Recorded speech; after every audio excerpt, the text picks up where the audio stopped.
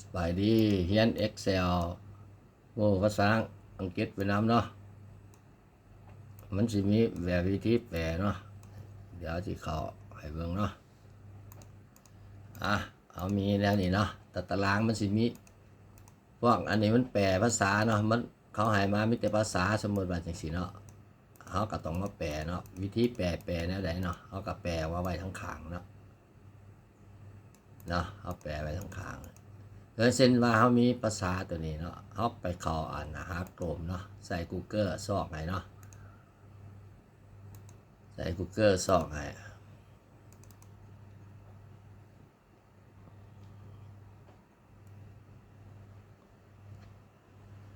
ตัวนี้เขาพิมพ์อันน่ะ translate เนาะ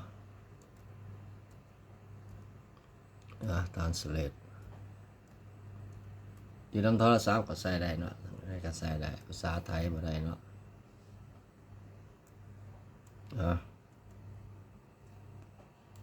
เปลี่ยนภาษาอังกฤษเนาะ translate สิออกมาอยู่นี่เนาะฟังก์ชันแปลภาษาเนาะอังกฤษแปลเป็นไทยเขาจะแปลเป็นลาวเนาะเป็นไทยก็สิคือกันเนาะลาวเรือนหาลาวเนาะมี110ภาษาอยู่ในนี้เนาะเขาก็เอาเลยแล้วเนาะเขาออกมาในนี่แหละเขาก็คลิกเอาหมดนี่แหละเนาะมันสิแปลได้เนาะเขาก็มาเพจใส่นี่แล้วเนาะ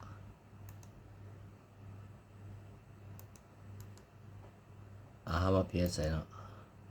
ว่าสิบอกสิงัวไก่หมูป่าอย่างเนาะ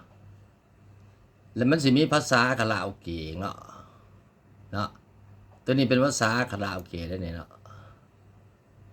เขาก็กรอบมานี่ก็ได้เนาะเอาภาษาคาราโอเกะมาไม่อ่านนะเนาะ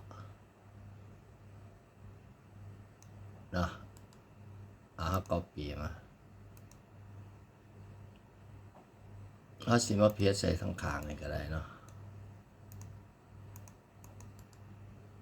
เพจเห็นป่ะ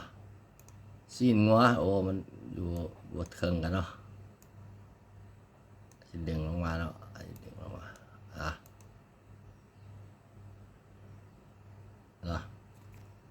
มันจะเป็นไก่กับไก่หมูกับหมูป่ากับป่าเนาะมันเป็นภาษาอ่านไปพร้อมนะภาษาอ่านไปพร้อมภาษาคาราโอเกะอะไรกันจะบอกเนาะแบบมาร้องเพลงอะเนาะ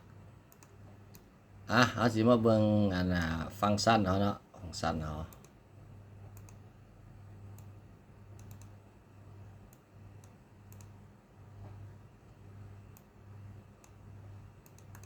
ฟังก์ชันกับมีแต่ซ้ำกับข่าวเนาะซ้ำกับเป็นรวมเนาะเขากับพิมพ์เลยแล้วเนาะ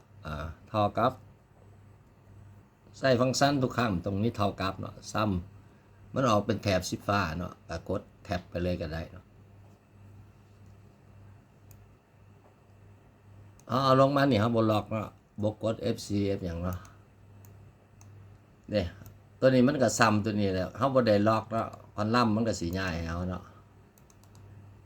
เอาก็มาเพจเลยเนาะเพจเลยตัวนี้ก็ใส่ฟังก์ชันข่าวมันนับเลยเนาะ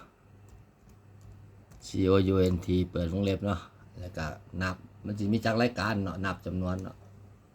หรือนับสินค้าชิ้นอย่างก็ได้เนาะมีสินค้าจากชนิดก็ใส่พวกข่าวข่าวอย่างแยกออกมาก็ได้เนาะมีนั่นนี่เนาะอันนี้แมนวิธีเขียน Excel เลยได้แปลภาษาไปพร้อมเนาะได้สูตรไปพร้อมเนาะโอเค